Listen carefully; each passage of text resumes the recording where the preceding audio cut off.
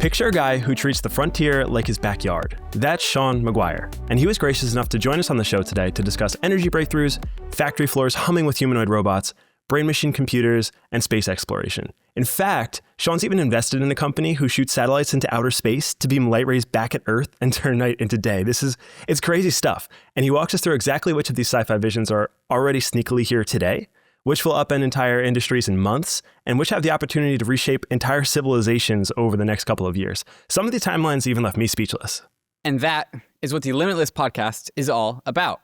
So, Bankless Nation, welcome to Limitless, where we explore the frontier technologies that are poised to reshape our world. I'm David Hoffman, joined by my co-host Josh Kale, and our very first guest is Sequoia Capital frontier tech investor Shaun Maguire. Now, if you are hearing this on the Bankless feed, don't worry, Bankless isn't going anywhere. And if you found us on the Limitless feed, congrats, you're ahead of the curve.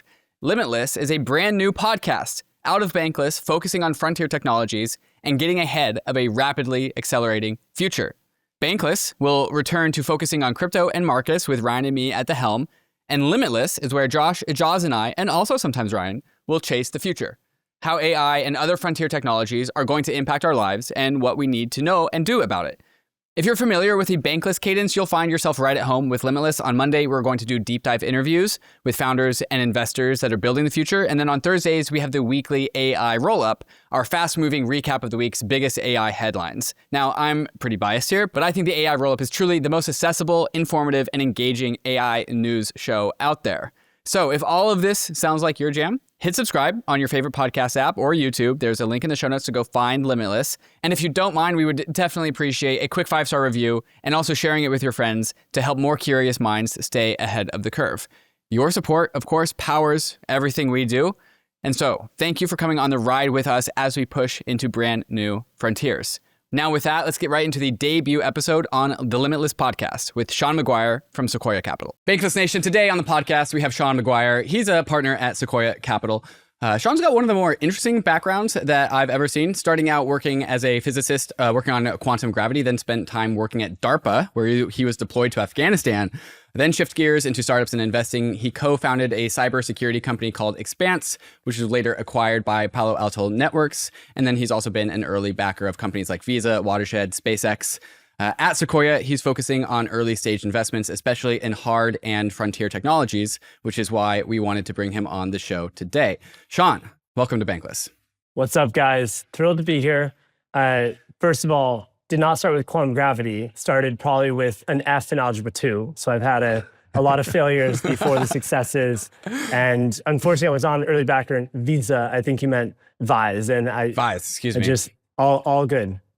Visa would have been pretty legendary, and hopefully Vise becomes even bigger. Yeah, I guess Visa is just the wrong generation. It was a little bit earlier than all of us here.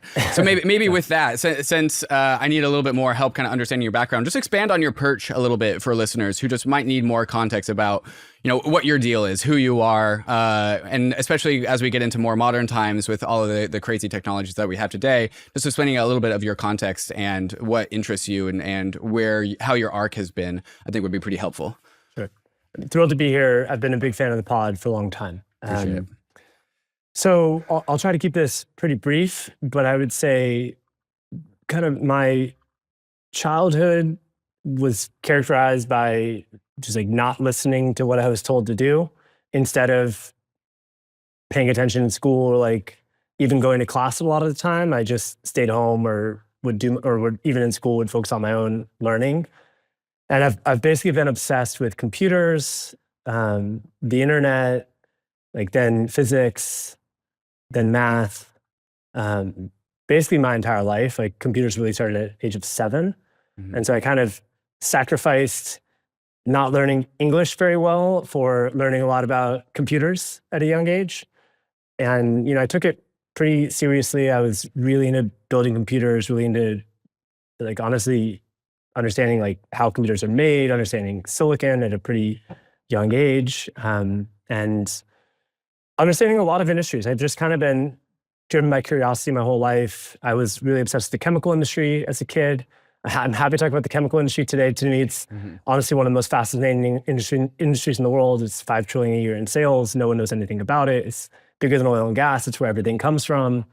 But it's just like, I'm giving that as an example. That I have 100 anecdotes like that. It's just kind of being really interested in different things and spending time going pretty deep at a young age. And, now as an investor, I get to kind of invest in those things, basically I get to invest in things that were childhood passions. So like in the chemicals instance, I'm an investor in a chemicals marketplace called Node, Knowde, and almost every investment I've made at Sequoia can be traced to some deep childhood obsession. Like with SpaceX, I was completely obsessed with space from a very young age. Like I started off at the age of 9 being obsessed with the solar system, but then like starting to learn about rockets and, like taking that all the way to having a failed space launch company in my early 20s. But kind of, I think that's what people need to understand about me is that the investments I make now, like it's not coming from 2 years of thinking about something. It's coming from, 20 to 30 years. I think that background is really helpful because the reason why we want to get you on today is just to talk about all the frontier technologies that really seem to be maturing seemingly all at once. People often joke that the world has not been the same ever since Harambe was killed in 2016. But I think I want to actually take that a little bit more seriously and fast forward to the world has not been the same ever since ChatGPT 3.5 came out in 2022. Because now, just a few years later, Elon is catching rockets flying out of the air. We have actual robots walking among us. I just saw a video today of a robot boxing league coming out of China. So that's pretty crazy. Driverless cars are actually in production, driving people around. And then now also, of course, we have people talking about actual AGI coming in 2 years or less. So it just feels like this current moment of time seems especially unique and seems like you've been thinking about a lot of these things as they have been maturing. From your vantage point as an investor in Sequoia, how does this just period of history feel for you right now? Well articulated. This period feels insanely exciting. I truly feel like unbelievably privileged and lucky to be an investor in this time. I have been very passionate about the history of venture capital, for over 20 years. And I think that if you look in VC, there were kind of like, depends how you define it, but like 2 to 4 really great periods before today. And I think we're, and some examples were the early computing era. It depends how broad your interests are, but, early internet era, then like the .com era. I would say, in my opinion, like the early mobile era was incredible with giant companies being created very quickly. And now we're in this kind of new era where you have both AI and a resurgence of hardware happening simultaneously. And so I truly feel incredibly lucky to be an investor right now. And I think to build on that, I think the AI stuff is more obvious to the public. Like it's talked about all the time. Like it's kind of incredible. And NVIDIA has become like a hardware company has become such a popular hot company. But to take a bigger look at this, I wrote a manifesto at Sequoia about 3 years ago. It was like a hardware manifesto. And basically what I said in it was, if you look at Sequoia, 53-year-old firm now, is 50 years old when I wrote this. For the first 25 years of the firm, Sequoia made almost all of its money in hardware. In the last 25 years, we've made almost all of our money in software. And the question I asked was like, is hardware dead? Long live hardware? Or was there some weird kind of quirk of history or secular trend of why, hardware was not as popular, not as great of a way to make money, and that might come back? And I'm like, it was a straw man question. I'm strongly in the latter camp. And if you want, like right now, I can kind of drill into some of the like insights I have there. But I really think we're entering this dual kind of golden phase of both hardware returning in mass at the same time that AI, which has both a hardware element and a software element, happening simultaneously. So it's pretty wild. I think that actually is where we want to go first in this agenda, not specifically through hardware, but also discussing manufacturing. There's a bunch of subjects that we want to go one by one, starting with hardware and manufacturing. We also want to talk about energy, space exploration, everything Elon Musk is doing, hardware, human connections, even chemistry, if we can find time. But let's start there about manufacturing. Because as you said, the first 25 years of Sequoia's returns were all hardware investments. And I think this question of manufacturing is also especially timely, given that we are in the midst of this Trump's Liberation Day maneuvers, trying to bring back manufacturing back to the United States. Maybe just talk about the importance of hardware manufacturing, generally speaking, for software, and then also how important it is for here inside the United States. Yeah, I mean, I'll start with, whatever one's view of politics are, like America found itself in a position over the last 25 years where very little of like advanced technologies are made in America anymore. And this makes it much harder. This is like one of the reasons why it's been hard to create hardware companies in America. I think it was much bigger than that. Like the primary thing is just where we were in Moore's Law and where we were in like different big platforms. But whenever the like hardware supply chain is in a place, it's much easier to innovate on like the final end product. And if you go back, so like I'll give an analogy from history. I was incredibly lucky as a child, like genuinely just insanely lucky. I met this man named Arnold Beckman. I randomly met him, he was being pushed in a stroller and he asked me a bunch of science questions. It's kind of a crazy story. I was like 8 years old, I was 9 years old. And this guy, I think Arnold is probably the most underrated person in the history of American technology, quite literally, like I think the most underrated person. I'll spend a couple minutes on this. I think it is like very important anecdote to understand kind of the challenges of manufacturing in America today. So basically, Beckman was a professor at Caltech. He was a chemistry professor. He invented so he was doing advanced chemistry, but he invented the portable pH meter to help farmers measure the acidity of oranges and when it was right time to pick oranges. And that ended up becoming a company called Beckman Instruments, which ended up at its height employing about 2,000 chemistry PhDs. And they made many, many different instruments, primarily for the chemicals industry and then for early pharma industry. And so anyway, so he was doing that. And he was known as like one of the apex minds at Caltech. And there was an undergrad named Bill Shockley. Like Shockley was a brilliant guy and he was attracted to Beckman. And so he became one of Beckman's kind of proteges. And then Shockley went to MIT to do his PhD. Then he went to Bell Labs, he invented the silicon transistor. When he was at Bell Labs, Shockley is a much more common name than Beckman. Shockley got the Nobel Prize for inventing the silicon transistor. This is the part of the story that people don't know. So Shockley ended up going actually back to Caltech after Bell Labs for a couple of years to be visiting faculty, kind of figure out what to do next, and kind of back to work with his mentor, Arnold Beckman. And this is where they decided to start Shockley Semiconductor. Something that people don't know has kind of been lost in history is Shockley was actually not an independent company. It was a wholly owned subsidiary of Beckman Instruments, of this chemical instrumentation company. And so they started Shockley. Beckman was the chairman. They hired brilliant people like Bob Noyce and Gordon Moore and all these people that became the Traders 8. They left to start Fairchild. Then, Intel spun out of that. Beckman continued to be mentor to like the Intel founders as they built the company. Okay, so like here's where we get to the core point.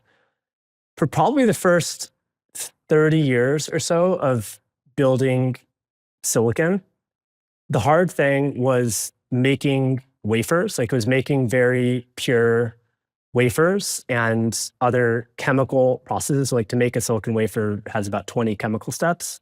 And then a bunch of the other hard problems early on were all chemical problems. In the last 20 years, the hard problem has become lithography. It's etching out these very fine, features. But for 20 to 30 years, the hardest thing was chemicals. And having this guy, Arnold Beckman, that had this insane chemicals company with 2,000 genius chemistry PhDs that were always making new equipment. Having that sit literally right next to Intel meant that whenever Intel was running into a problem, kind of scaling the next generation of like silicon, trying to push, Moore's law forward, they would basically just share in real time, like, hey, we're running into this problem. They'd share it with Beckman and his chemists, and they'd be like, oh, this might be able to solve it, or if not, they would come up with some new instrument that could solve it. And having this coupling of the people that were pushing silicon forward sitting right next to people that were pushing chemicals forward and chemical instrumentation and sensors, et cetera, is what led to being able to scale the whole system at lightning speed. And the thing that we've lost in America in the last 25 years is we've lost this supply chain. We've lost this coupling, and so you have a couple very unique instances. You have Elon, basically, that has gone and into these kind of totally new areas and built his own supply chains kind of himself for his own companies. And so he's able to have this tight coupling because he's basically doing everything within his own companies. But for almost every other company, like if you are a drone company and your limiting factor is making motors, like the motors are being made in China, at least the best ones are being made in China. And, it's much harder to talk to the engineers. I mean, and now with what's happening in the world, like we can't even buy motors from them for a defense grade drone, but you don't get to go talk to the people building the components and learn what's coming 1 year from now. What are and you don't get to tell them what are your problems and have them go start putting them in their roadmap right now. And kind of getting that back, getting the whole supply chain back, the whole all these different components, it is not something you can do in 5 years. Like it's not even something you can really do in a decade. Maybe in individual verticals, like if we decide, making drones is a core national priority, then we can probably bring the supply chain just for drones into America in less than 10 years. But if you wanted to do leading edge chip fabrication, I think America would really struggle even with 100% max effort to, catch up to where the cutting edge will be in 10 years over the next 10 years, because the supply chain is a few orders of magnitude more complex than for drones. And so this is it was one of the biggest mistakes, I think, in business history or in national history for America to let its entire supply chain kind of go starting in the late 90s to China. And I personally think it's very important that we bring it back. And I have a bunch of theories and philosophies about how we should do this. I think my view is kind of different than how most people are thinking about it today. But if your view of the world is that there will never be conflict again, we're at the end of history, then sure, globalization is great, outsource your supply chain, just buy from everyone. But if you believe that we're not at the end of history, then I think it's pretty important to make at least critical components in America. And, but I think we can't be naive about how hard this will be, and that you have to do it kind of systematically. Yeah, that's what I was super interested in talking to you about, is where those constraints actually lie when it comes to manufacturing here. What does the optimistic bull case look like for bringing that back on shore? And you said that you made this point a little while ago that I really liked, which was that every software evolution is preceded by a hardware revolution. And I guess I was really interested on where we are on that spectrum of progress, and how we're able to get to the place where we have this optimistic case for manufacturing. It's the example was because the iPhone, we got the App Store, because of the GPU, we have AI mining. Are we software constrained or are we hardware constrained? And where are those limitations and how do we break through them to bring the manufacturing back to the United States? Man, thank you for asking this. What a layup. This is my favorite question. I would say there were two parts to it. On the point that hardware revolutions precede software revolutions, I really strongly believe this. I think it's almost a definitional point. If you want to have the app store, which enabled creating creating Uber and a bunch of these big companies, you have to have the iPhone. To have the iPhone, you have to have Qualcomm, you have to have Broadcom, you have to have 20 years of building out networks, of building out, comms, technology. Almost all of that was on the hardware level. If you want to have deep learning, you need to have the GPU. That's 20 years of progress. If you want to have cloud computing, you have to have very cheap commodity. Kind of the whole point of what is a cloud, it's basically the idea that you can put a bunch of cheap commodity hardware in one place and then put distributed systems. You basically use like algorithms on top of this commodity hardware to kind of handle failure, handle things breaking in the hardware in a fault tolerant way, which gives you a giant cost advantage over hosting your own hardware. And basically we had to have 20 plus years of like memory and CPUs, et cetera, getting cheaper to do that. Part of why VR is not better right now, I mean, this is what people talk about. The hardware is not that great, and it's gotten a lot better, and the Vision Pro is a lot better, but we're still not there. With AI, I personally, and I think this is much more obvious now, but I've been saying this for many years, like I still think we're wildly hardware limited right now. And so like, even if we have AGI in 2 years, like the number of units of AGI we would have would probably be very small. Like in a hypothetical world, let's say it takes a gigawatt data center to have like one AGI. We won't have that many gigawatt data centers at that point. And for any gigawatt data center, you can probably do the same thing with, call it 10 megawatts, so like 100x more efficient, not even on the algorithm side, purely on the hardware level. Like if you start using more silicon photonics, like optimized chips, just way better interconnects, these types of things, you can probably get like 100x improvement simply just by better hardware. Anyways, I think that AI is going to be limited by hardware for the next 5 to 10 years. And don't get me wrong, I think we're going to make unbelievable progress on the software side as well in parallel. This is one of these beautiful periods where like the software and hardware are co-evolving with each other. But the software basically always evolves faster than hardware. So anyways, it's like on a much bigger level, I think we basically hit the end of a bunch of like software revolutions more or less at the same time. And so it didn't really leave many places to go. Like we hit the end of the mobile revolution roughly at the same time. Then I think we hit the end of the traditional cloud revolution. I'm not talking AI. AI is like the one area of software that I think is kind of at the beginning of a giant revolution. Powered by hardware though, and I will just say, even in AI hardware, like what we're seeing right now wouldn't have been possible if it weren't for NVIDIA buying Mellanox, or Mellanox existing independently if NVIDIA was still able to use it. Basically, Mellanox is an internet connect company. It's actually an Israeli company. Sequoia was the seed investor. It's acquired for $8 billion by NVIDIA 5 or 6 years ago. I can't remember when. And basically, like Mellanox is what lets NVIDIA have good full systems, not just single GPUs, but full systems and ultra high bandwidth in these systems. And it's probably the real reason why NVIDIA has a moat over AMD and Intel today was Mellanox. But there was a lot of progress on the hardware side that's enabling the AI revolution we're seeing right now.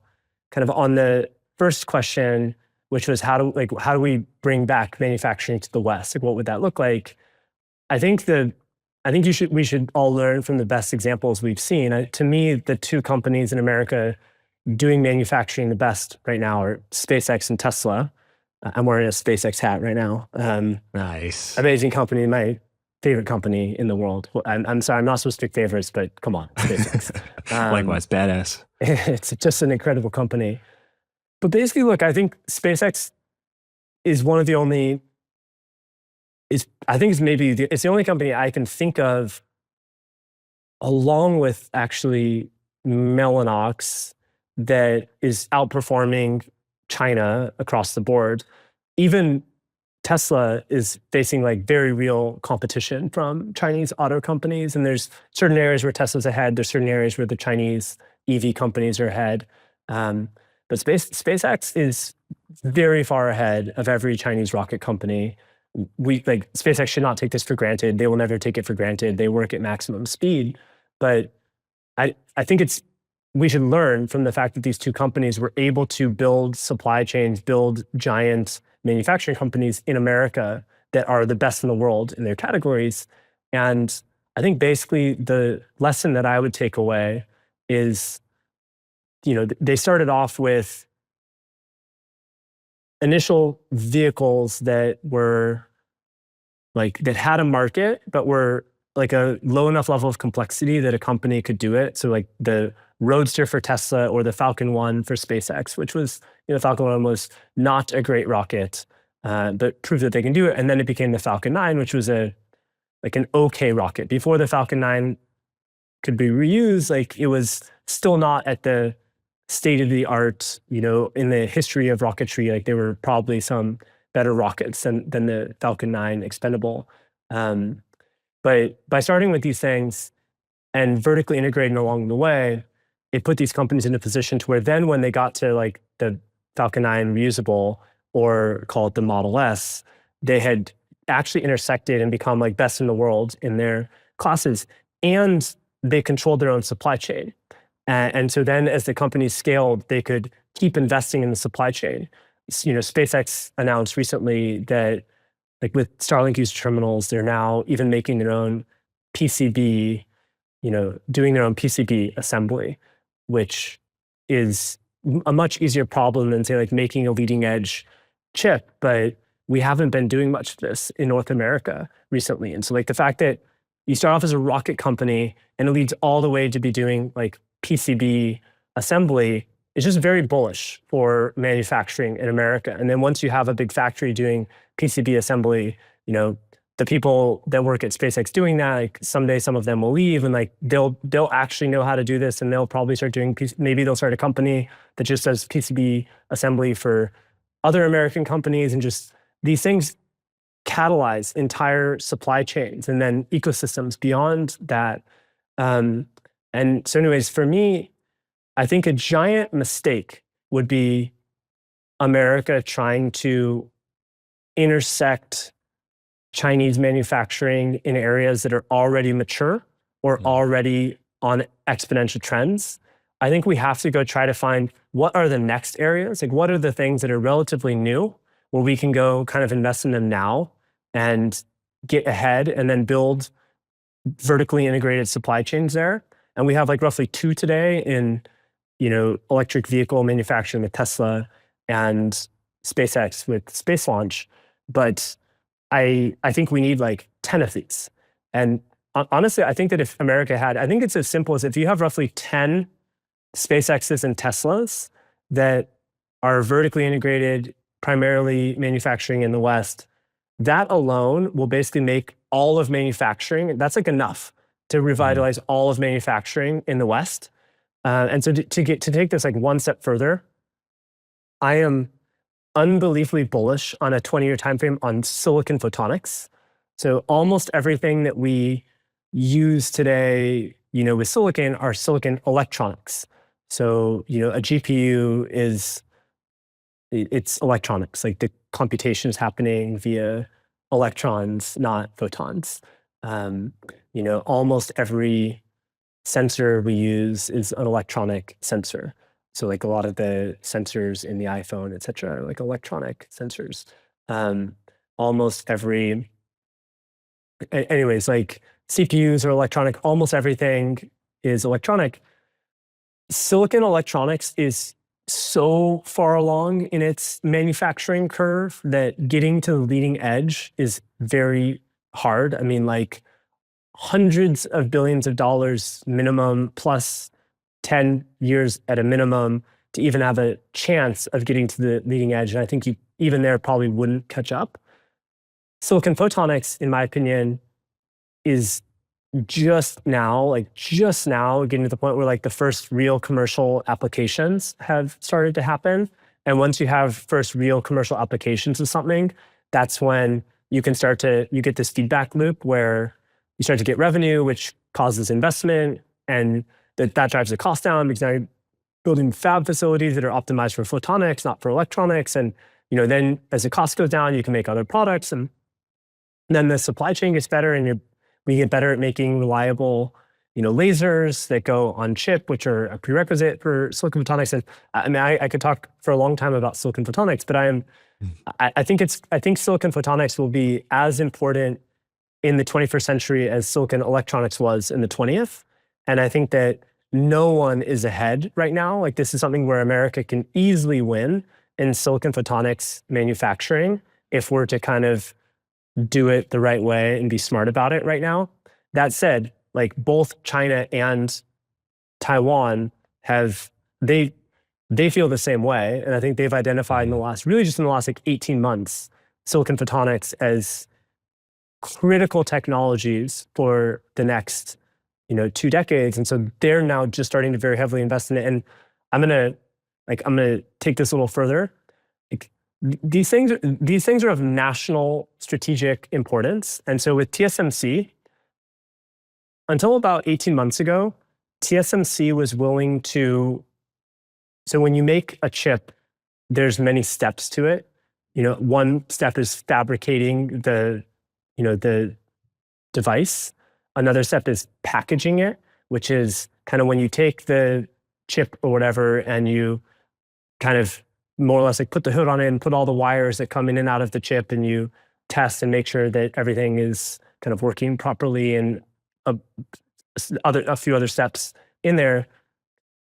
Until about 18 months ago, TSMC was willing to package. So packaging is incredibly hard. Packaging is probably harder than fabricating the chips. And most people don't understand this, but packaging is probably harder than fabricating the chips.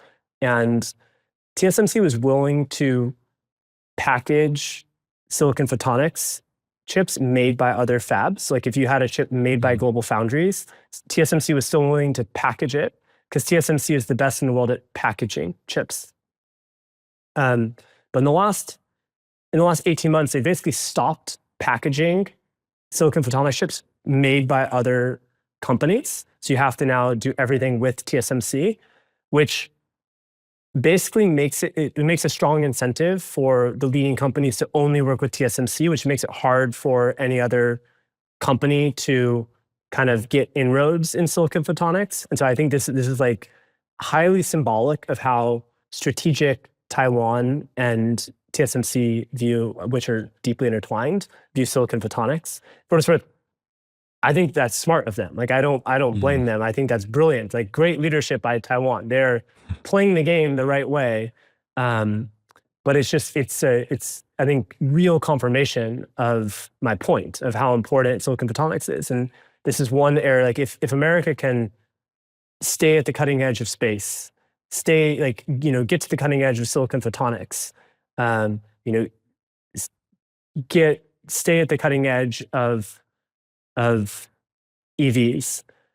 If Tesla and then others can basically get to the cutting edge of humanoid robotics, which is something that, like, I strongly believe is coming, and I think Tesla's very well suited to manufacture these things at scale. And like, I hope there are many winners in America. I hope it's a highly competitive space with many winners, but manufacturing things at scale is really, really hard.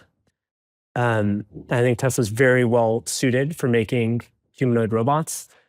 Just as I'll kind of end this monologue in 1 second, but something that I think is oftentimes missed when people look at hardware companies. Well, basically, I think so with software companies usually get harder to build the bigger you get. Like, it gets harder to acquire customers because it's not that hard to replicate the code of a software company. Once you prove that a market's good, competitors will come in and then it becomes harder to acquire customers and all these things. With hardware companies, it's really hard to get them to work, but once they work, they actually generally get easier with scale. There's many reasons for this. Like, it's insanely hard to get the supply chain working. It's very hard to make the thing. It's very hard to work out all the kinks in the system. It's, there's usually like a baseline number of things you have to build to get the system to work.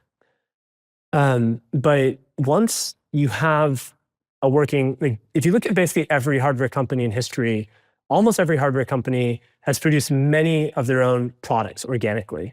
Apple has so many products. Tesla has many products. NVIDIA has many products. Broadcom has many products. Qualcomm has many products. Like, any hardware company has lots of products. And so if you use Apple as an analogy, Apple isn't fabricating their own devices, but they are designing them. The Vision Pro reuses a huge number of components from the iPhone. So like the, Face ID is reused. A bunch, the accelerometers are reused. The magnetometers are reused. Like, I think I may be wrong on this, but I think the Vision Pro has about 1,000 sensors in it. And some of those are like, 10 of the same sensor. But I think my estimate is something like 950 of the 1,000 were reused, like ported over from other Apple products. And there's called 50 that were like net new designed for the Vision Pro. This is such an advantage of hardware companies of, like, once you get going, of getting to reuse other products. And this is something where for Tesla with Optimus, like, I think there's a lot of things that get to be reused from, and even if not of specific like components, the processes or supply chain to make them, it's basically the same supply chain as making cars. And so it's like, by starting off by getting really good at making cars in America, it can lead to making many other products and even reusing a lot of the components in there. And so this is kind of like, my core thesis is we have to have about 10 SpaceX Teslas, and that's how you really bring manufacturing back to America. Man, and there it is. I love the monologue. That was great. I think you're really good at explaining things on first principles. So I kind of want to apply that to the next category, which is, how do we power all of these things that you just spoke about? It's how do we power the robotics, the electric cars, the actual manufacturing and factories that are required to build all of these things? Do we have the energy capability now to even do that? Or are there key unlocks that need to happen on the way before we could start making things at the scale that you're describing? I mean, amazing. Another great question. I'm very happy that America has woken up to, like, just how fundamental energy is. And this was kind of lost from the conversation for a decade or so as, like, climate change took priority over kind of growth. And I understand that philosophy, but if you, like, GDP is just extremely correlated with power production, electricity generation, and we really stopped investing in power generation in America. And like, I don't mean fully stopped. We've had a lot of growth, but we have not been investing in it anywhere near to the same level as China. I think probably, like, if America were to fail in like manufacturing resurgence, I think it would be because of just power constraints, just not having low enough power costs and not having enough just power generation. So I think this is the most important question. And how do we get there? I mean, look, so obviously we need to start. We need to invest in things that will be good long-term power generation sources. Mm-hmm. But I think the only thing that lets you, like, really have lots of power generation in the short term is using fossil fuels. And it's kind of, this is maybe an unpopular view, but I basically view the world as, like, there's peacetime and there's wartime, and kind of different, you should have different optimization during peacetime versus wartime. Obviously there's hot wars, things like World War I, World War II, where a lot of American industry got devoted towards making, equipment for the wars. But then you have the Cold War, which is something slightly different, where, you know,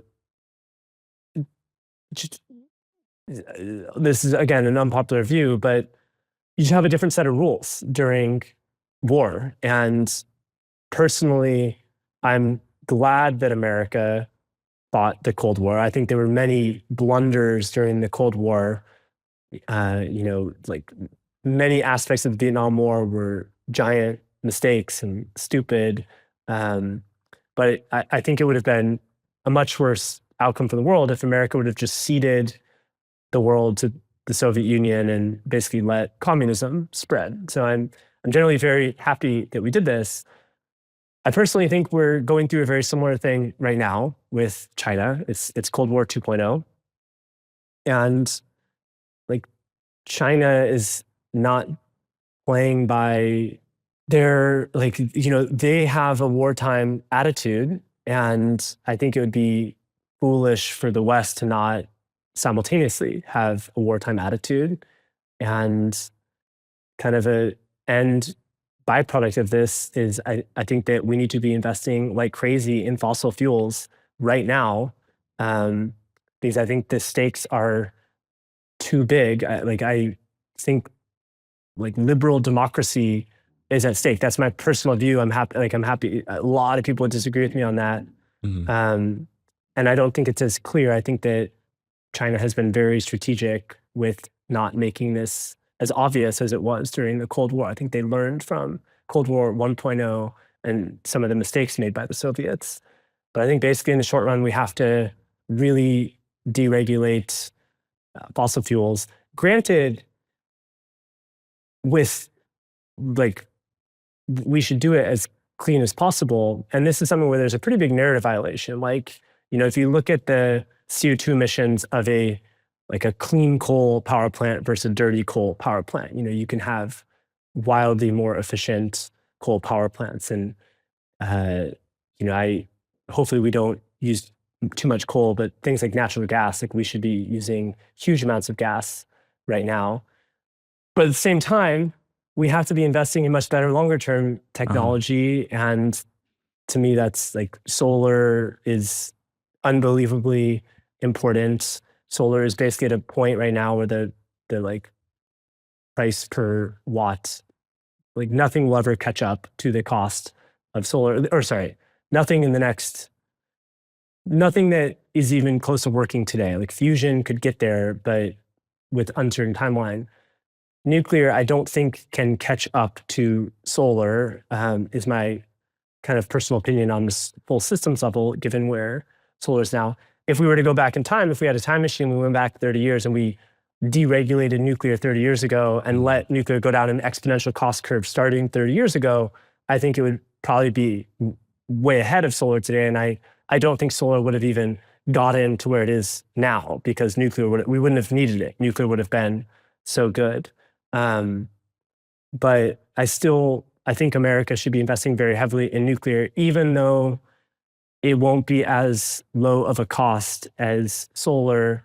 One, I think China has basically a lock on large-scale solar manufacturing for at least the next decade or so.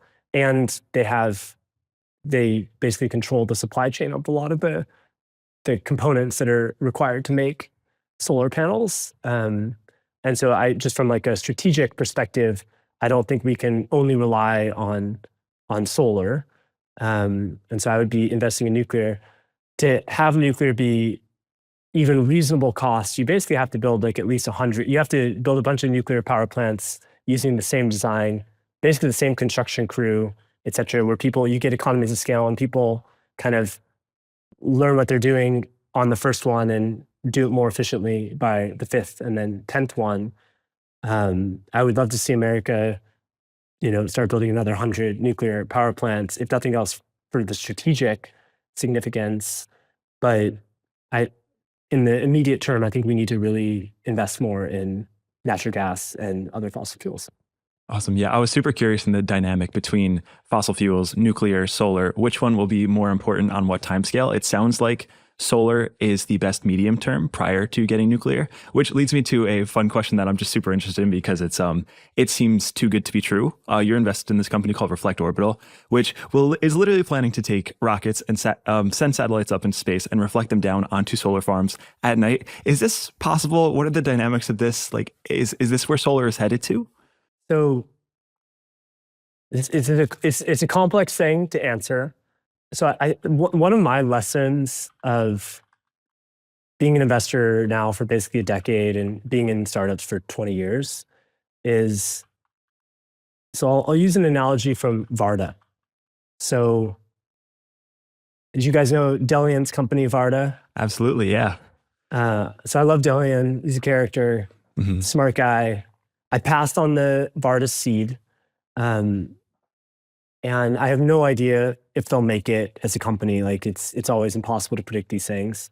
But I didn't like their initial idea. Their initial idea was trying to make, so I loved the general idea of build a space company because I just thought the timing for it was very good, that launch costs over the next decade are going to drop dramatically and mass to orbit is going to increase dramatically, and that like a really smart team will figure out some way to, like, by assembling a really smart team, they'll figure out some way to profit from that. But their initial idea was making this thing called ZB-LAN. ZB-LAN is ultra pure, like fiber optic cables. That's especially good for really long range, like data transmission. Like, I just personally don't think ZB-LAN is that important. I think it'll be a shrinking market, especially with Starlink. Like, Starlink is just the best way to send data over long distances. And so I passed on Varda because I basically felt like they had the right macro idea around like building a space company now, assembling the talents. But I felt like they had the wrong micro idea of ZB-LAN as a starting point.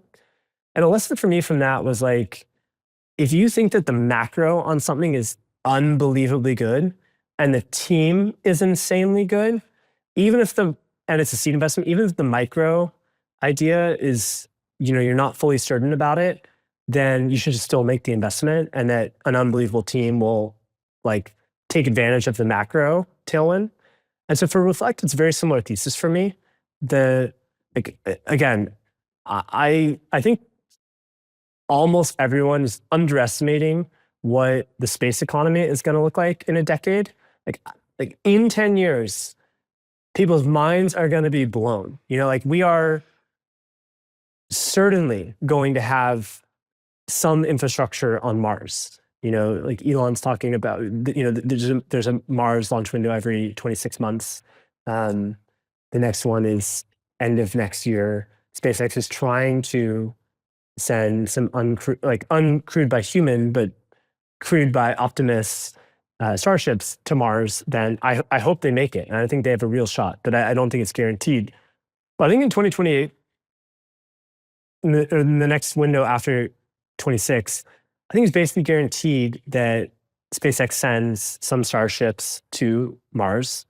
And I think in the window after that, which I think would be like early 2031, I think it's basically guaranteed that SpaceX starts to send some like forward cargo and stuff to Mars, like useful cargo, whether it's solar panels, sending stuff that will be infrastructure for humans to go eventually. And by the time you get to 2035, like I think we're going to have, I just think people are going to be shocked at the amount of mass going to orbit, the amount of money made in space. Starlink it's one of the fastest growing products in history in terms of revenue. If you fast forward 10 years, like I'm very confident Starlink will have over 100 billion of revenue. I think there will be other space businesses that have lots of revenue. And there's only like 5 credible teams, in my opinion. Like there's a bunch of teams, but there's like 5 that I think are heads and shoulders above the rest that are really kind of building towards this feature right now. And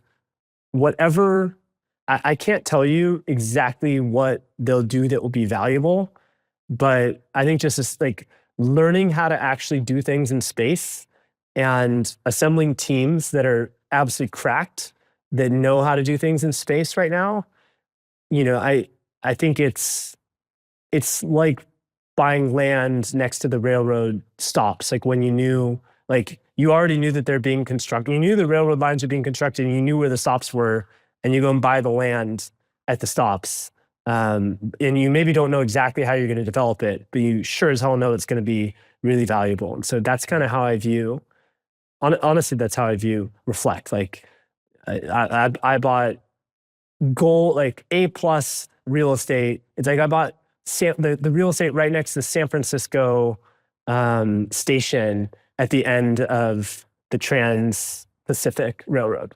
I think listeners broadly, the base case for maybe not just listeners, because the bankless audience tends to be pretty like optimistic and curious about their future, but the average person in the United States, when they hear about how much investment or how hard we are going to invest in getting into space, their first reaction might be, how does that benefit my life? And we have space. We have God, I'm forgetting the name of the satellite, the Wi-Fi, Elon's Wi-Fi satellite. Starlink. Okay. And we have Starlink, which is a very awesome, very strong example. Like I've run into businesses in United States national parks where there's no Wi-Fi and they have a Starlink so they can actually maintain their business. It's great. But that's just like one example. I think understanding that Elon is trying to like reduce the costs of getting things into state. He's trying to bring it down to zero, trying to get it as close to zero as possible, like all technology. People are still having a hard time imagining how that benefits them, like how that impacts their life. And I know maybe Shaun, like the takeaway from what you just said is like, oh, I don't really know. I just know that some teams are going to figure it out. Therefore, I'm buying the real estate. But are there any things you could leave the listener with to go explain to the rest of the world, like why like fundamentally cheap space travel will unlock so many things that will actually turn into quality of life improvements for the average person who's left on planet Earth? I'll say a few things. I mean, first of all, and this is not directly answering your question. It's an analogy to the past, but like people have this mental model that space is very hard and expensive, and space is very hard and will always be hard. But space didn't make much progress for about 30 to 40 years. And when a field is stalled for like 40 years, it gives people bad intuition when the field starts to go through exponential progress, because like you're overweighting this stalled period. If you look at the cost per kilogram to orbit, it was basically stalled for like 30 years around $100,000 a kilogram. SpaceX is going to push that with Starship, when it's fully reusable, down to like $20 a kilogram. This is like a 50,000x reduction in cost. Whenever in history something like that has happened, and for what it's worth, it's not just the cost, it's also the amount of stuff you can put in space. It's been very limited in the past, but we're going to be able to put up, call it 1 million times in 10 years, like 1 million times more stuff per year than we were able to put up, 20 years ago. And when those two things happen, like cost goes down by 50,000x and amount of stuff you can send up goes up by 1 million.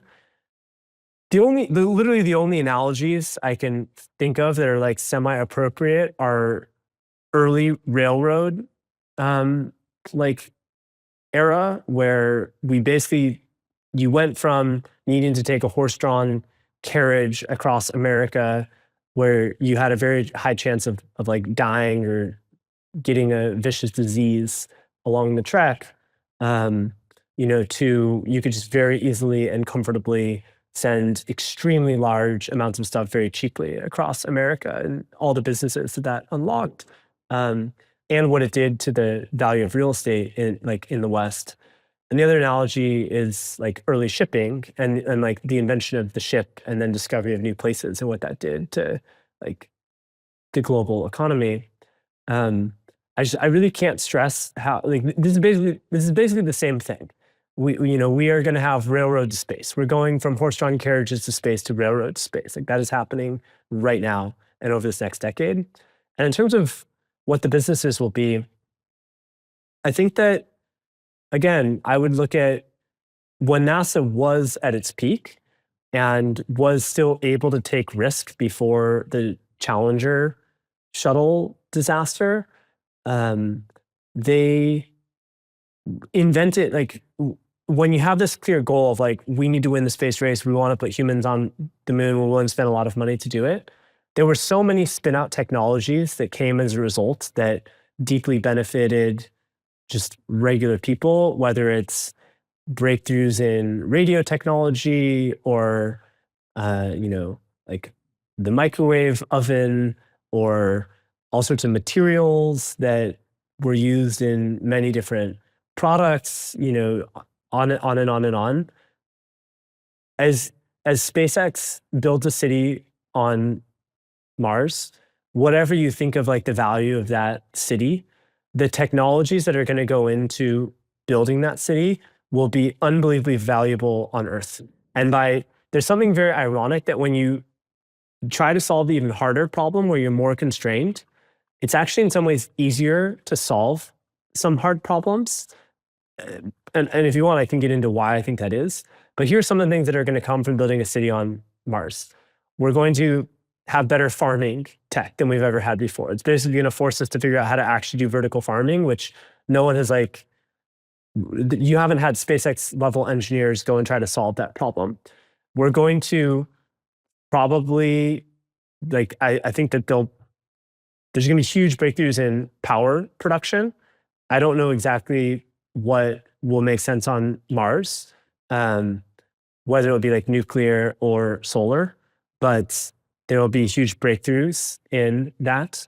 There will be, I actually think there'll be huge breakthroughs in electronics fabrication. So we'll basically have to build autonomous fabs or very, very low human labor fabs. I'm not saying that will happen in 10 years, but I think 30 years from now, the goal is to have the Mars city be fully self-sustaining, which would mean that it has to have a fab, and that will have to be like a basically autonomous fab. And that fab will probably be even better than the fabs we have on Earth. And anyways, like when you try to build a fully autonomous city on Mars, like it forces you to rethink from first principles almost every technology that we consume today, every input, down to like, how do you have, I'm going to say something really crazy that is the truth. We don't even have clean food in America today. Like our food, dear America, I love you. This is tragic. Our food supply is literally poison. Our food is filled with arsenic, lead, and forever chemicals. And it's in the soil all over the country.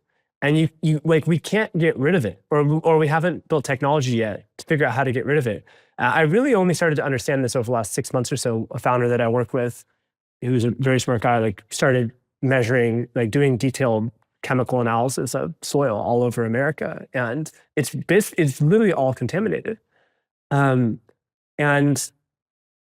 if on Mars we start figuring out how to make food kind of in a fully closed system, we can use that same technology to make safe food in America. We're going to basically get to the point where we don't even need soil to make food. And so even though the soil is contaminated, it's okay. We'll be able to, make food without soil, and measure what's in it and get back to basics. And I know that sounds crazy, but the path towards having clean food in America might actually be Mars. And I hope we figure it out sooner than that. But that's the sad reality of where some of our industries are today. Yeah, I love that as the accessible bull case for Mars. I definitely share your optimism, sometimes over a little bit too much in terms of timeline and what we're actually capable of, and find us in the minority, because it is so challenging to wrap your head around the fact that we actually can place things on another planet within the next decade, which is super exciting. But there is one part of this that is slightly disturbing, in the sense that a lot of this has to do with one single person, one single company. And this is SpaceX, this is Elon. And this is true in a lot of other categories where they are the leader in autonomous robots. They are the leader in robotaxis. They are the leader in a lot of these categories that we're talking about that are the future. And you are someone who's uniquely positioned to talk about this because of your exposure to, what is it? I think it's SpaceX, Boring Company, XAI, X. You are mega Elon supporter, mega Elon bull. Like bull case for Elon, and also why there's no clear first or second best in these industries, and where can we find more people like this to build these important projects? In my opinion, Elon is by far the best entrepreneur in the world today, and almost certainly of all time. I think it comes from many places. One is his like radical first principles thinking. Another is his like psycho level work ethic. You just can't. I don't think anyone should. People can't comprehend how hard the guy works unless you've seen him do it. Like most humans would drop dead trying to work as hard as he does, and I think he ramped up to that capability over many decades. But I actually, so I think Elon is the most important entrepreneur in the world. But I actually think most of his companies would be fine today if, in the worst case scenario, God forbid, something happened to him, such as if he got sick. I think that it would severely impair the long-term potential of the companies. But it's kind of like how tragically when Steve Jobs passed away, from Apple, like they had already designed the iPhone. They already had a roadmap for the next 10 to 20 years, and other people were able to execute on that roadmap well. I think that Apple hasn't innovated anywhere close to as much as it would have with Steve still there. But I want to be clear, I actually think that, God forbid, in the worst case, if something happened to Elon, I think that Optimus would still happen. I think that autonomous vehicles are mature enough, like that would happen. I think that like Mars would still happen. Starship would definitely still happen. Starlink would get to absolutely insane scale. The direct-to-cell program would really still happen. I'm kind of these two minds. Like I think humanity would not move nearly as fast as it will with him, and like overall innovation would be way lower. But I wouldn't underestimate just how far along and mature these different product lines are today. And so sorry, the first question was like, or so what was the second part of the question? What did I miss? How do we find more Elons?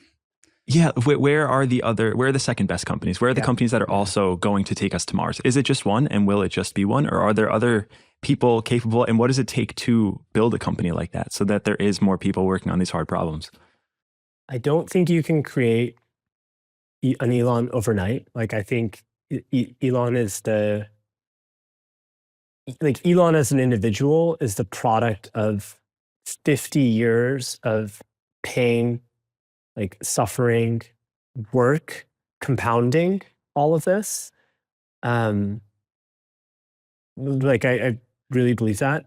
I also think that something that is underappreciated about how effective he is today is that over the course of the last 20 to 30 years, he's been able to assemble like a group, a collective of, call it 20 people around him that are some of the most talented humans on the planet. That he's like, you only come across one of these people every, or call it a couple of these people every year. And, and it takes a decade of like testing someone and testing what they can do to really learn their true potential and learn that they're reliable. So like if you go look at SpaceX, there are people like Mark Jankosa, or Boring Company, where there's Steve Davis, or basically every one of his companies has 5 or so people that are just out of this world talented, and you can't. And all these people have a mind meld with each other. They know how to work well. They know how, like, they don't even need to speak to know what needs to get done, and you can't rush that. It literally takes like 20 years to kind of build an organism almost that is self-sustaining and like maximally evolved to be effective. So like I think to have second Elons, like if you wanted to have one emerge over the next decade, it would have to be someone that's already like 10 plus years into doing really incredible things, to where their own personal rate of learning is kind of has been on this maximum trajectory for 10 years. And they're kind of like the leverage they have in the world is on a maximum trajectory. Leverage meaning, you know, like building these insane teams, building trust with these people, acquiring kind of credibility, acquiring capital, you know, building manufacturing capability, et cetera. And so some candidates, I mean, there are people like John and Patrick Collison who are unbelievably talented humans, and they're still quite young. And like, I think they love Stripe so much. And I think they see that, I think for them, like Stripe will be the vehicle through which they do most of their other projects over the course of their lives, rather than how Elon has started a bunch of different companies. But I could see John and Patrick 10 years from now really surprising the world with like the scale of what they're able to do, and like leveraging the learning they've had over the last 10 years and the position they're in now to like push an order of magnitude or two beyond where they are now. But I think you basically have to look at other really, really great founders or companies that are already quite far along right now to find the people that are even eligible to kind of be the next Elons in 10 years. And what happens a lot of times is people, it's really hard to sustain, like look at Warren Buffett's net worth, and this is a weird analogy. Look at Warren Buffett's net worth, and it's like only in the last 20 years or whatever that he's actually like become so insanely rich. If you go back to the 90s, like he was a billionaire or whatever, but it was like single digit billionaire. Like we can't underestimate compounding. And Elon is one of the only entrepreneurs that hasn't stopped his rate of compounding, because he's still willing to work at this maximum intensity. And it's very hard to do that. Like it's very, very, very hard to keep going and work 100-hour weeks every single week and embarrass yourself. Like by definition, to be at maximum rate of compounding, the way you really learn is by making mistakes. And like to still be willing to embarrass yourself, take enough risks that you make mistakes, test Starship in public where inevitably a lot of them are going to blow up and the media is going to write bad articles. Like it's just exhausting. And most people get burned out from doing that. And so I like to have another Elon or more of them. It would require some of these people that have compounded at incredible rates early on to keep going and push through. And I think that's where Elon's personality of like, you know, growing up in South Africa and dealing with like a lot of challenges at an early age and like the infinite grit, and also just probably some singular aspect of how he was born, how he was raised, you know, like who his mother is. Like, I think all these things play in. It's like you need someone to do enough early on to where they're compound at the maximum rate, and there's only maybe like one person a year that breaks through, you know, to like level 2 of that or whatever. And to go to level 3, you also need kind of this very unique personality and kind of crazy, challenging life and upbringing. And so anyways, I hope we get more, but we should all appreciate like how lucky we are. And I'm sorry to like get into this, because I obviously Elon is a very controversial figure right now, and so you have people like attacking Tesla dealerships and all that. And here I am, like, I honestly think we should all, whatever you think of the man's politics, like we should celebrate his work ethic and like celebrate what he's done to push technology forward in the world. It's really, really important. Yeah. I think most listeners are going to be familiar with basically every company and project that Elon has. except for maybe his most recent foray into robotics. That's, I think, the most opaque one. That's just the newest one on the scene that I'd like to dive into a little bit more. As we're talking about space and colonizing Mars, I would imagine the order of operations is to not put humans on Mars, but first put robots on Mars. And we can even see the robots that he's debuting here on Earth. And it's all very iRobot-y. Turns out they actually are just looking like actual humans. Maybe you could just kind of ground us and the listeners. I'm pretty unfamiliar. Josh is far more familiar than me about just like the state of robotics as an industry, why they actually ended up looking exactly like humans. Is that the way things are going to be? And just overall, where are we in the robotics arc of technology development? So on the question of like why are robots looking like humans, I think there's two primary answers for that. One is that the world has been designed for humans, and that may sound simple. That's actually incredibly important. Like humans can go upstairs, no problem. If you're a wheeled robot, going upstairs is hard. If we were to just like go start building new cities for robots, like you probably wouldn't put stairs in there, and then you can have wheeled robots everywhere. And wheeled robots are like easier than like robots that have actuating legs. But we've already built cities for humans. They go upstairs since there's stairs everywhere. Like warehouses are built for humans. And so like the height of where things are and like the layouts, they work for humans. And so basically, if you deviate too much from the human form factor, it actually starts to become like all sorts of things become really hard to do just simply because of how the physical world was designed, almost from like an architecture perspective and from a form factor. And then the second thing is, I think less important, but it's the psychological thing, which is, I think humans just react better when robots look like humans. If you take a robot and you make it some very different form factor, and I mean even like the face, whatever. Like if you don't have the eyes, whatever. If you make it like just a fully black face, like it's fine. We can start to like if you put in like 3 eyes or whatever instead of 2, I think that's kind of scary, honestly, for some people, and it's just like it's unnecessary. Like why, if you don't need to do that, why? So just kind of conform to what people are already comfortable with. But I think the first reason is way more important. There is one thing that is absent from the portfolio that I saw that is one of Elon's ventures that I'm super excited about, and also a bit dystopian, which is Neuralink. And it is the connection between this new form of intelligence that we have and our analog biological meat space selves.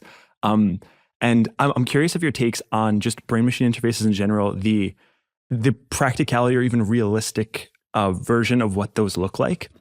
Will we actually get there? Are they critical? Who are they critical to? And kind of what is the order of operations that we get to this point that Elon is guiding to, which is basically a merging with artificial intelligence, is we are pretty slow. We are building this thing that's very fast. Is there a peaceful coexistence of those two things through companies like Neuralink? You're asking great questions. So Sequoia, we're not investors in Neuralink, but I have personally known a lot of the I followed the company from the very beginning. I have some very close friends that were there basically from the beginning. I knew most of the founding team as social friends, and some of whom were actually Burning Man campmates back when I used to go to Burning Man a long time ago. I haven't been in a long time, but believe it or not, like a lot of the early team was from my Burning Man camp. We were called the Phage. It was a bunch of scientists, especially a lot of biologists. It was like Matthew McDougall, who's the chief scientist of the company, was in my camp for a long time. I think that Elon's philosophy with starting companies people will not believe me when I say this, but I really think he's basically said, what are the biggest existential risks for humanity? And then once he finds one, he goes and starts a company to actually try to address that risk. And in the case of SpaceX, it's like, God forbid, if some astronomical event happens that destroys life on Earth, such as an asteroid hitting our planet, like, we need to have humans somewhere else, and have a fully self-sustaining city in that place. So another one is Tesla, where like he saw the challenges of climate change early on, and I think there are many other challenges too, but saw it as a challenge, and I think he also had very strong intuition for what was happening with both solar production and with the ability of batteries to create a Tesla. With OpenAI, which, he basically started, I think he was, in his words, he was afraid of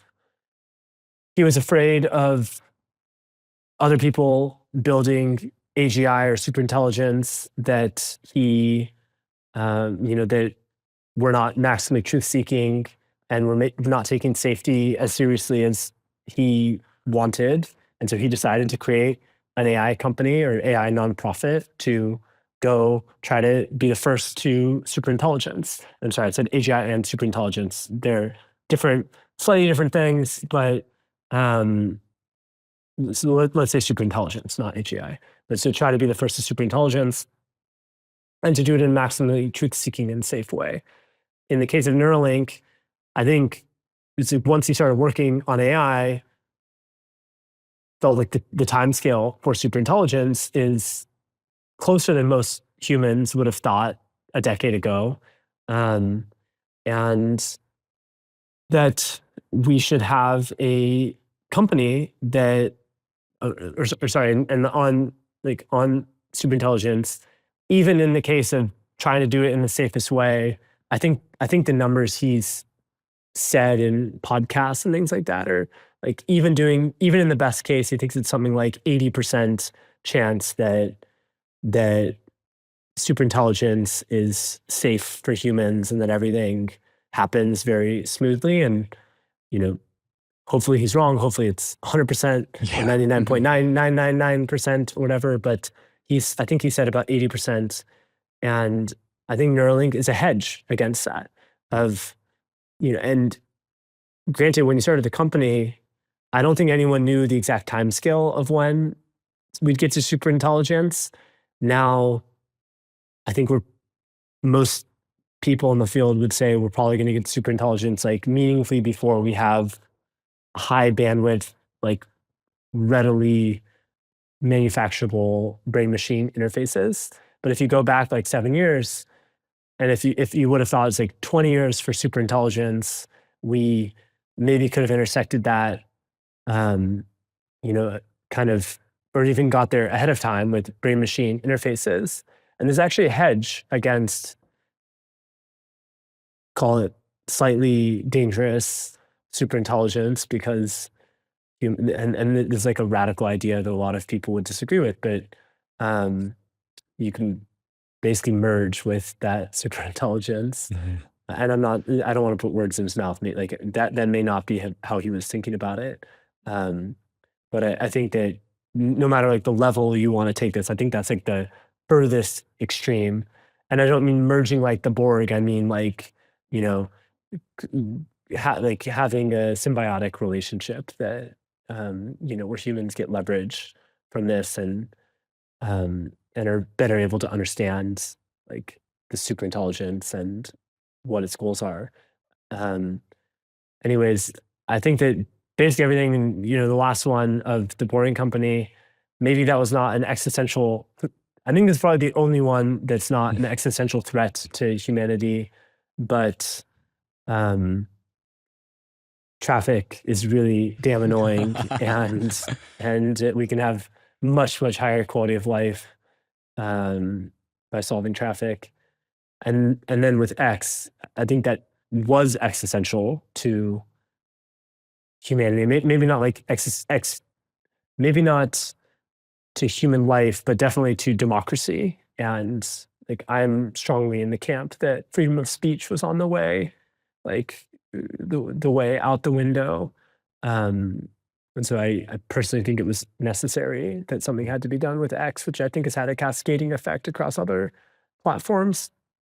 So I think this is the lens through which he started these companies. And it's definitely a narrative violation from like the perception that Elon is just like a greedy guy or whatever. He is like, I really believe he started these companies because he felt like these are the most pressing problems facing humanity, and he wanted to play a role in trying to make these things happen well.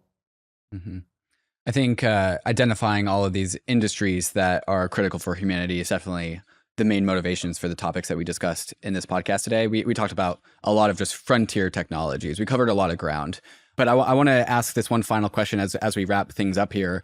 A lot of the things that we discussed today are like kind of scary. Super intelligence, like space travel. There's just like a lot of kind of scary things out there, like human robots walking around the world. I think if you go and pick a movie out there that has human robots walking around the world, it's actually not a good movie. It's not a happy movie. And so I think maybe rightfully so, the average listener or average person out there is looking at all of the topics that we are talking about today, and they like have experienced fear as like an initial gut reaction. Maybe you could assuage that reaction, or maybe give your take about why you're excited, why this is good, why people ought to be excited, and why people ought to invest their time understanding each of these verticals that we've talked about today, because whether we are scared or not, they are coming. Well, space exploration, we should not be afraid. I mean, sure, like the astronauts that go on early missions, like they're very brave and things may happen to those individuals. But for humanity, I think that this is only a giant net positive and is a prerequisite to really understanding the universe we live in, and like making progress towards answering questions like, where do we come from? On the Boring Company, traffic sucks, like no existential risk. On the humanoid robots, I personally only see that as like upside. On superintelligence, I do think that superintelligence is one that I'm scared of, to be honest. And I'm scared of it like not being developed properly. So, I mean, like, I'll give you an example. I'm Jewish. Jews are a very small minority in the world, less than 20 million Jews. We're always outnumbered. So things like Wikipedia, Jews are always going to be outnumbered. And when AI models use Wikipedia as a source of training data, it like that honestly scares me. There's a lot of things on Wikipedia that are just not accurate. And especially when you have some controversial topic and one group is a minority, it's very easy to have bias on those topics. And like here, I don't think there's anything that can stop AI progress. I think it's like human incentive. Like if if the West were to stop all AI research, China's not going to stop. Like the West stopped a lot of cloning research 20 years ago, and China did not stop. Like COVID was almost certainly a lab leak. Like China was like pushing the limits on like virus evolution. And I would much like, we're going to have superintelligence someday.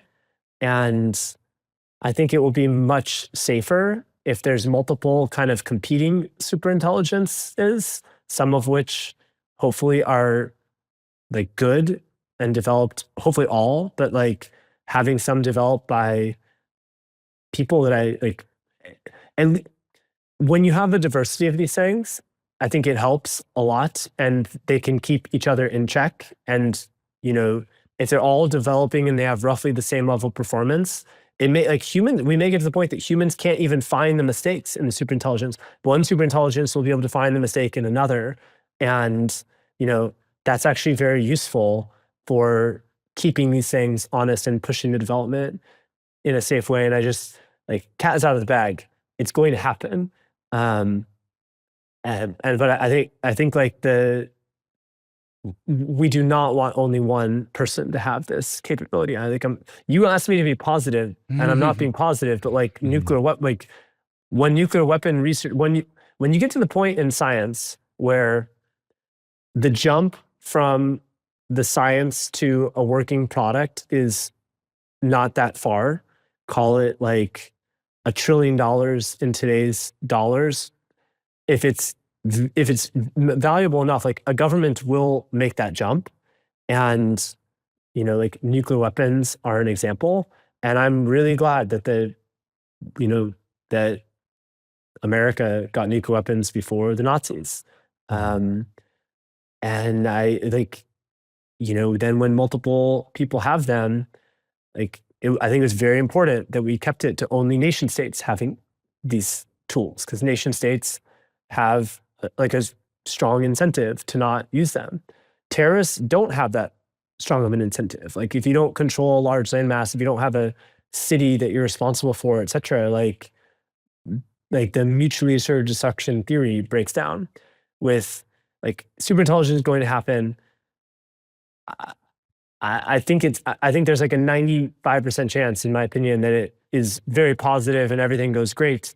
But in the 5% chance that it's not that great, I think it'd be very bad to only have one group have superintelligence. And so, it is for sure going to happen. And so the biggest mistake we can make is like try to like stop progress in the West. And I don't know, with all of that, humans are resilient. We're going to figure it all out. It's all going to be fine. And, you know, I don't know what else to say. That's a nice place to leave it. I think that you have just laid out a very nice, pragmatic, optimistic outlook of the future. I think there are certainly some controversial things, and if people find them disagreeable, I think that's good. I would encourage everyone to go check out your X feed, because I think at one point you had a chain of like 12 posts in a row that I favorited.